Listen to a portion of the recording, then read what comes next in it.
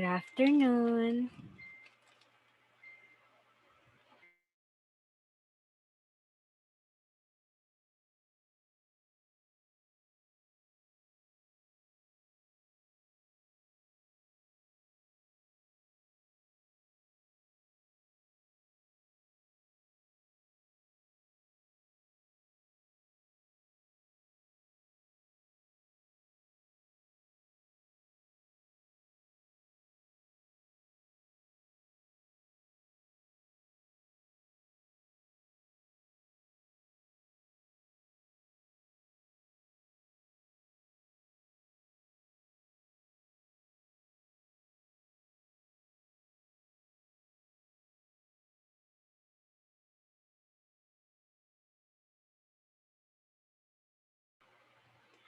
Okay, so antayin lang natin yung iba, no? Kasi mahalaga yung i-lecture natin today kasi magre-review tayo.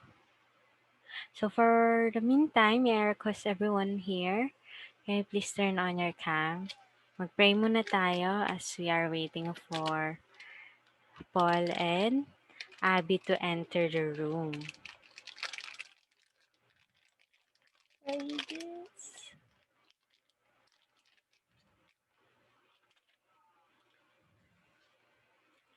Arlene, can you please lead us in prayer today? Pray.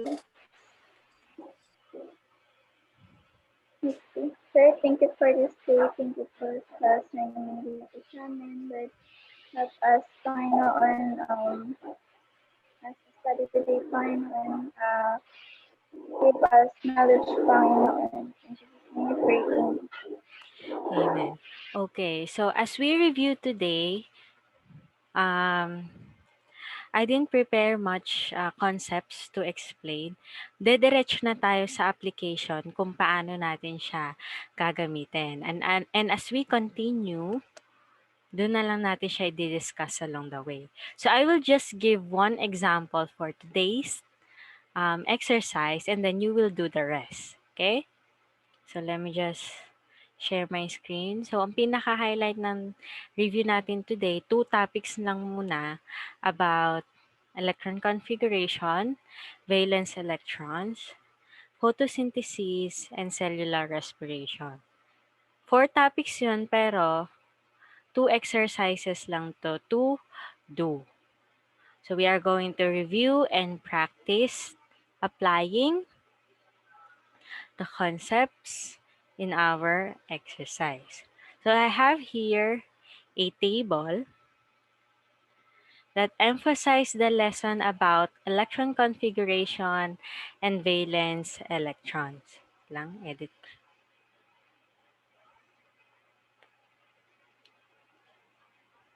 So if you are going to ask, Ma'am, pwede ba kaming gumamit ng periodic table sa exam? Pwedeng-pwede at kailangan, pero dapat at least meron kayong printed or hard copy, not from the book. Okay lang ba yon? Okay, it's a must na kailangan gumamit tayo kasi hindi naman natin kabisado. So I have here the first example. What is the element with a symbol P? Anyone? Phosphorus. Okay, phosphorus. So you can follow me using your periodic table as of now sa inyong mga libro. So as a given example, we have the element phosphorus that has a symbol P. And its atomic number is number 15. Ibig sabihin sa periodic table of elements, pang 15 siya. Okay, naintindihan po yon. Ngayon, paano kaya natin nalaman yung valence shell electron number? So, ang tip ko sa inyo, if you do not know how to look, how to look directly on the periodic table upon determining the valence shell electron number, isulat nyo muna yung electron configuration. Okay? So, una nyo itong gagawin before nyo masagutan ito. Kung hindi lang naman alam kung paano directly i-determine ang number ng valence shell electron. So as I wrote here as a given example, condense na lang, no? Pinaikli na lang. Electron configuration in condensed or abbreviated electron configuration, we have Ne 3s2 2p4. Why Ne 3s2 p4? 2p4 kasi neon is the halogen, is the noble gas before you reach the phosphorus. So, ibig sabihin, neon muna ang noble gas before the Hindi period po. where the phosphorus is located. Yes? Wala po. Okay. May I continue? May question ba? So, parang binabalikan lang natin yung ating concept regarding the electron configuration. Kung paano magsulat either abbreviated or full electron configuration. Ngayon, ay 2p3 pala, sorry. Sobra ko. 2p3. For a while lang.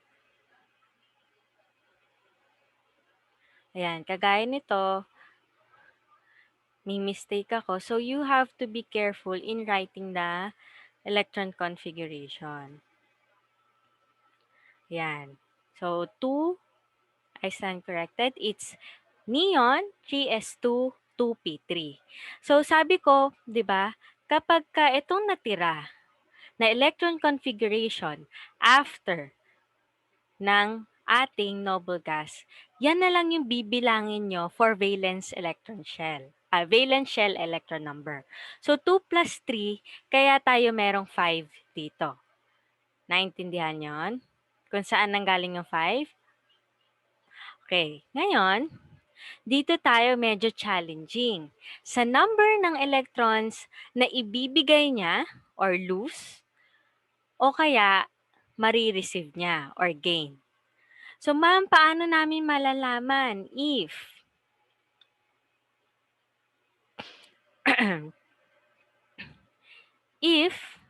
the element needs to lose or gain electrons? Any guess? Random guess lang. Okay, medyo mahirap, no? Tatandaan nyo lang yung kanyang classification. Ay, sorry, may aso. Okay? So, tatandaan nyo yung word na metal and non-metal. Sabi ko noon, pag metal, mababa ang kanyang ionization energy. And non-metal, mataas. Ngayon, anong kinalaman nito? Metal, they are the one that more likely to lose their electrons. I-take note nyo to ha. Pag pinost ko to sa Canvas, wala itong mga concepts na to kasi ina-annotate ko lang siya. Non-metal, they more likely gain. Ngayon, ilang electrons nga ulit ang kailangan para masabing stable ang isang atom? 8. So they need to gain electrons in order to become stable or until they reach 8 electrons. So tingnan natin dito. Element phosphorus, is it a metal or non-metal? Tingin kayo sa periodic table of elements nyo. Metal ba yan or non-metal? Pag metal, more likely on the left side. Pag non-metal, on the right. Anong classification yan? Phosphorus. Metal ba yan? Non-metal. Ano po? Non-metal po, ma'am. Okay, non-metal. Tapos, tingin kayo sa kanyang valence shell electron number. 5. So, ilan ang kailangan pang electron para maging 8? 8 minus 3. 5, 3. That's why we have here 3.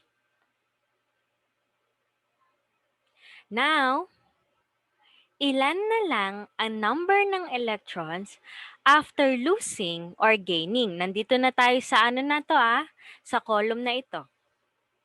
Napansin nyo kanina, 15 ang kanyang atomic number. Since it gained 3 electrons, we just added 3 to 15. That's why it became 18. Ngayon, ano ang charge ng kanyang ion? Bakit kaya negative? Anyone? Nire-review lang natin. Yung Lewis dot structure, kapag negative, anong nangyari? Gain. Okay, it gained. Exactly. It gained electrons. That's why ang charge niya is negative. So sa tingin ba, kayang gawin itong 1, 2, 3, 4, 5 elements na ito? Okay, Abby, were you able to follow? Nalaglag ulit si Abby. Hala. Ay, Abby, naka-follow ba si Abby? Okay. Sige, I will give you time. Let us right away apply para makita natin kung paano dapat natin to i-fill out or to complete the chart. So you may use your ball pen and your notebook. Kung meron kayong whiteboard and whiteboard marker, pwede rin. Arlene, question, Raymark? Rad? Okay, malinaw so far? Okay. So, ang importante lang naman dyan, classification, whether they are metal or non-metal, gain or lose, negative pag gain, positive kapag lose.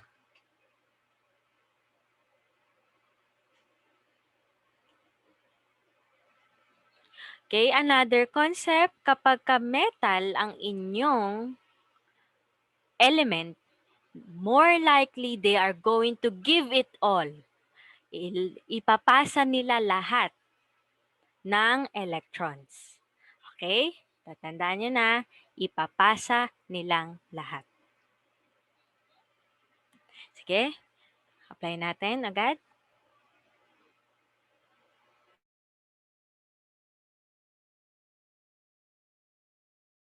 Kapag non-metal, you should count ilan dapat ang electrons na kailangan nila in order for them to become stable or to have 8 electrons. Okay po yun, Raymark, na ano po yun, na follow? Okay.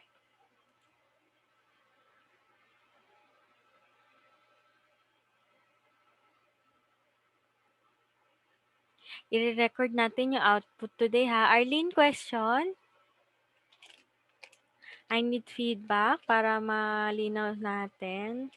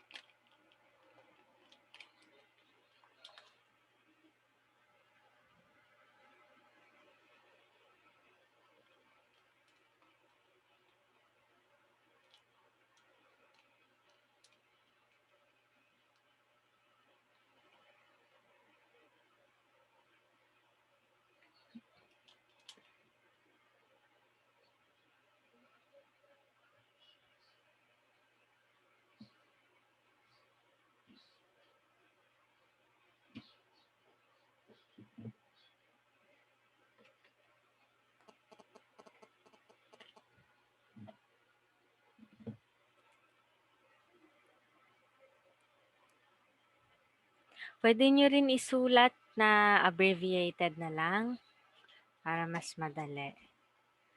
Wala. Anong ibig sabihin ng wala pa, Arlene? Wala pa po? Anong wala pa po? Wala.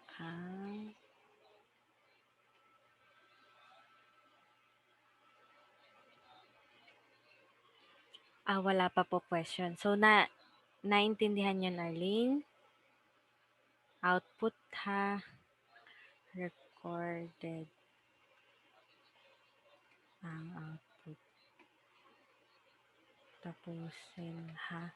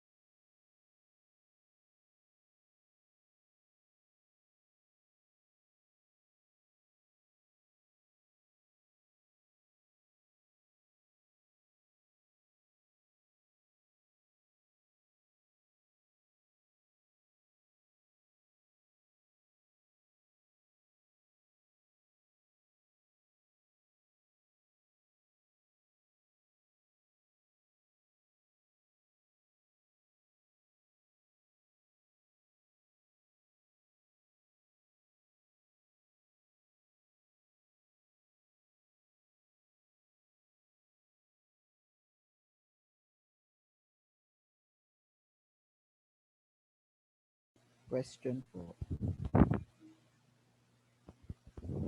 Yes. Di ba po pag metal, maglo-lose siya po? Paano po madedetermine kung ilan po yung mawawala? More likely all. So, lahat po mawawala. Kasi karamihan sa elements na they have to lose, they were located at S and P orbitals. So ngayon, hindi na natin i-depend doon kasi it has something to do with ionic bonding. So ang pinaka-ifo-focus ko na lang muna yung covered ng ating exam. But just to give a hint, so yun nga, kapag metal, they more likely to lose each electrons. And then kapag ka non-metal, they need to gain in order to reach 8 electrons. Question po, sa charge on ion, we will only write negative or positive. Yes, pwede ring plus, minus, kung para hindi mas, para mas maikli pala.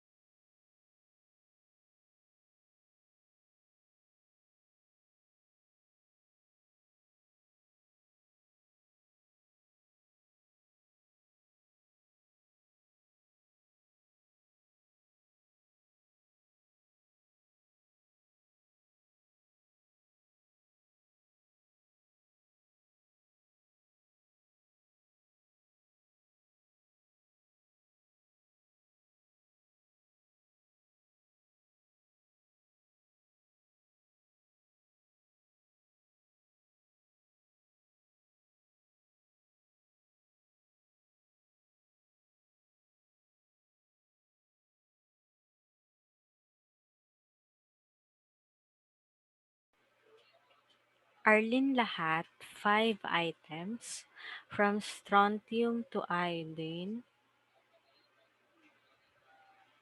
1 to 5.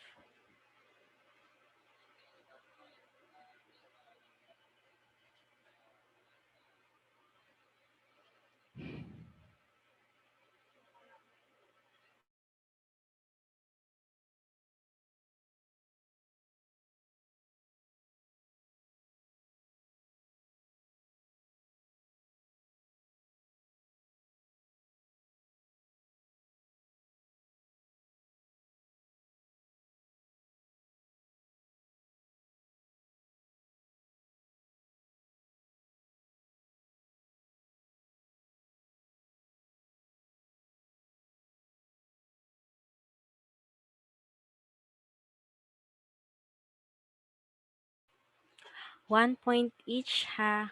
Kaya kahit may mali kayo sa isang column, others kung tama, i-check natin. Para masanay kayo na lahat yan ay may corresponding score.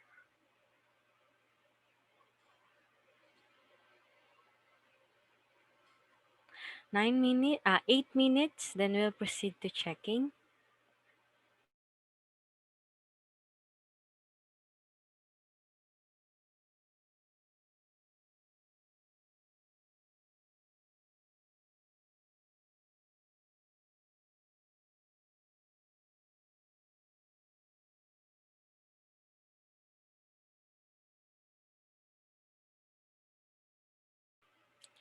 What I mean here, Arlene, sa 8, ito yung number of electrons na kailangan nilang ma-reach in order for them to become stable. And if they are non-metal, they need to gain electrons in order to become 8.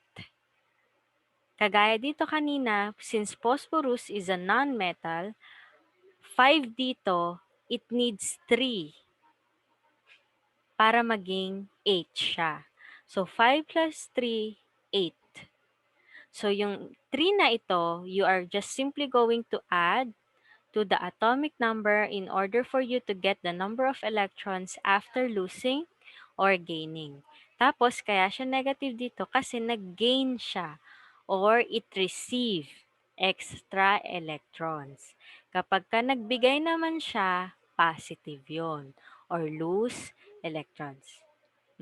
Na-follow po ba yon, Arlene? Yes po. Okay. Wow naman. Paki-chat kung done na, no? Manong hataw ah. Question po, ma'am. Yes. Naku, nauna pa kay Enrico. Impressive. Di po, ma'am, checking na po, ma'am. Checking na. Checking. The valence shells po, ma'am. Can the valence shell be more than 8? Can the valence shell be more than 8? Number 3. Kasi po, ma'am, kinount po yung sa D column po, ma'am. Anong yung element ka? Bronium and number 3 and 5 po, ma'am.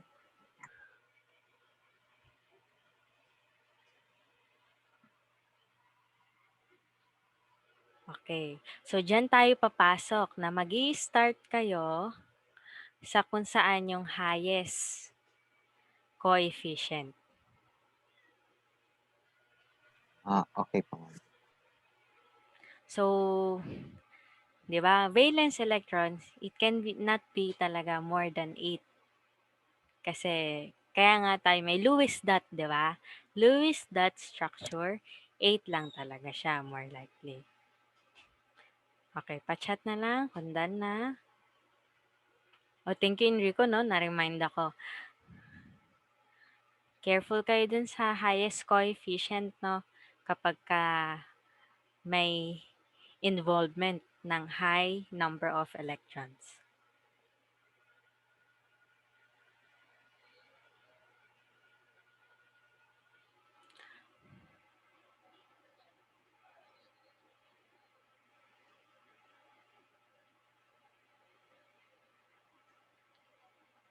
Ma'am, pati po ba lahat gagawing 8? That's why, Arlene, kailangan mong tingnan whether the element is a non-metal or metal. Pag non-metal, sila yung kailangan na maging 8, ang kanilang number of valence electron.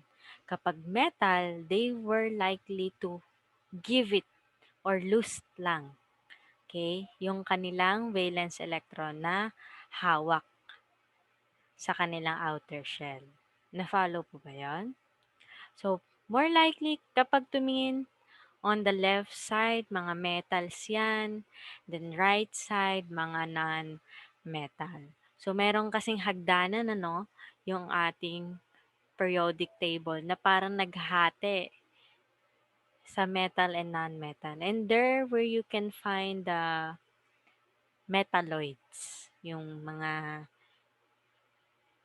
somehow non-metal, somehow metal din. 4 minutes before we check.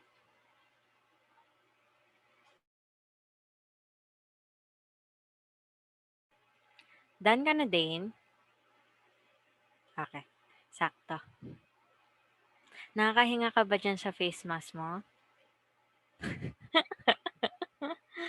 Minsan kasi nawawala, minsan meron. Rad, tapos ka na?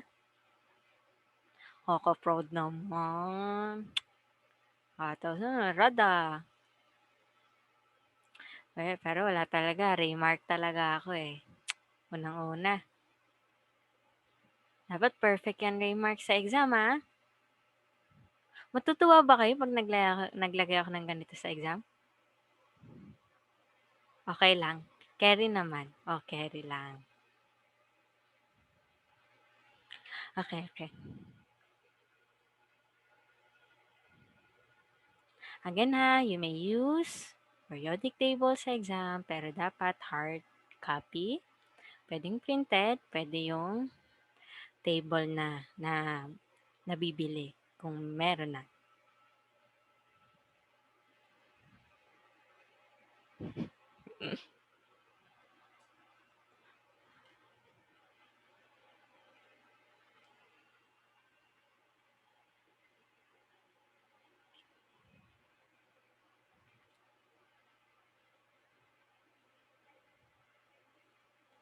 Okay. Sige, Arlene. Repeat ko sa'yo later. Abby, kamusta? Nandiyo ba si Abby? Naka-follow ba si Abby? Okay. Paul, working ka pa? Okay. 2 minutes and then we'll check. So, teka. Arlene, chat kita.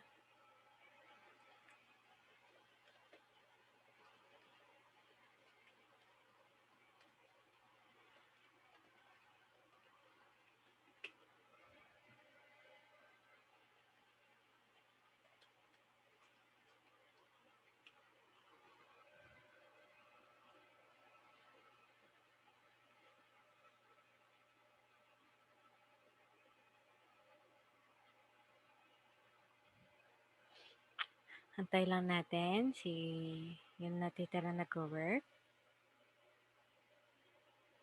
Nag-create ba kayo ng table na rin? Para o sinulat nyo lang?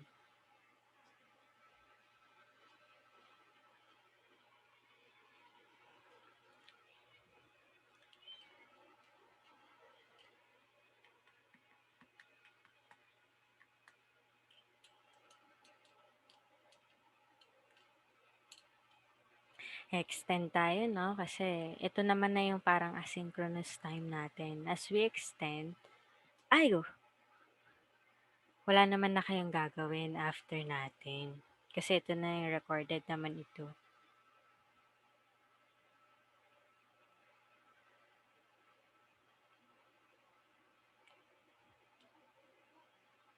Abi, anong number ka na?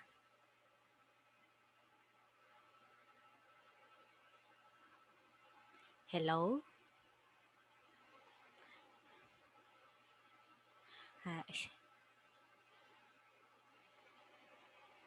3 3. 3. Condense na lang ha. Baka sinusulat niyo full, okay lang kahit condense or yung abbreviated.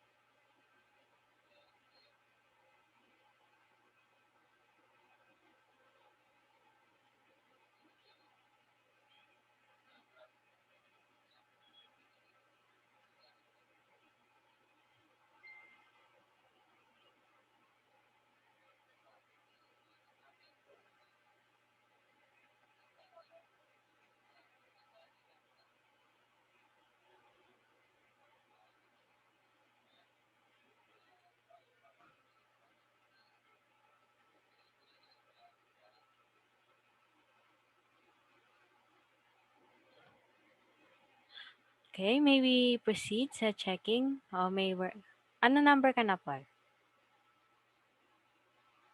Done na po. Ha? Done na? Done na po. Okay. Abby? Okay, sige. Kung ano yung matira, Abby, ano ba? Paano ba to? Sige, itira ko kayong girls, dalawang girls mamaya ha. Okay, let's start checking. Umpisahan muna natin in writing the atomic number of each element. Strontium is 38. 1 point each tayo ha. Okay, fluorine is 9. Bromine is 35. Nitrogen is 7. And iodine is 53.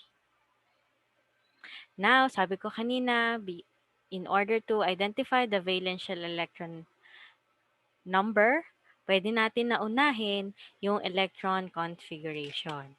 Strontium is krypton 5s2. Fluorine is 1s1. 1s2. 2s2.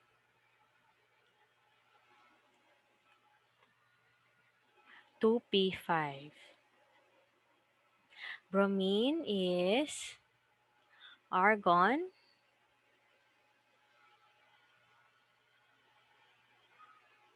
4s2. 3d10. 4p5. Tama ba ko? Okay. Next, nitrogen 1s2. 2s2. And 2p3. Iodine is krypton 5s2. 4d10. 5p5. Now, as we completed the electron configuration, we can now write the valential electron number. So, strontium, we have 2. Fluorine, we have 7. Bromine, we have also 7. Nitrogen, we have 5. Iodine is also 7. Do we have the same answers? Okay, now, strontium is a metal. So the number of electrons probably that it will lose or gain is also 2. Okay? Fluorine has 7 and it's a non-metal. So ang kailangan niya, 1. Bromine is also a non-metal, kaya 1 din. Nitrogen is a non-metal. That's why it will give its 5 electrons. And iodine is also, non-metal pala. Kailangan niya ng 3. Bromine, non-metal, tama. Nitrogen. Iodine is also a non-metal, kaya kailangan niya ng 1. So ngayon, in number of electrons after losing or gaining, 2 minus 38, we have 36. 1 plus 9, 10. 1 plus 35, 36. 3 plus 7, tama? 10. Tayo magsulat. And 1 plus 53, 54. So ngayon, halos isa lang ang ating positive, positive, negative, negative, negative, and negative. So meron ba dapat correction sa akin? Or do we have the same answers?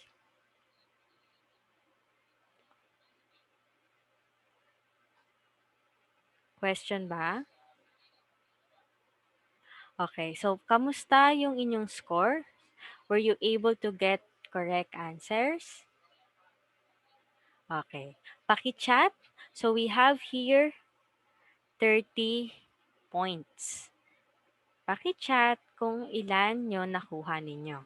Para makaproceed ako na ifo-focus ko yung dalawang girls natin. So next meeting na lang yung isa pa nating item. Enrico, saan ka nagkamali? Sa ano po, ma'am, yung 1, 2, 3, 4, fifth column po, ma'am. Yung add and minus. Add and minus. Okay? So, pero naintindihan kung paano siya nangyari? Yes po, ma'am. Okay, Rad? Ang na-minus ko po, ma'am, yung number of electrons probably lost or gained. Hindi. Oh, yun naman Na talaga. Pero saan mo siya minus? valence electrons po. Yun yun. Okay? So, dapat atomic number, dito siya. Ipa plus or minus para makuha natin yung number of electrons after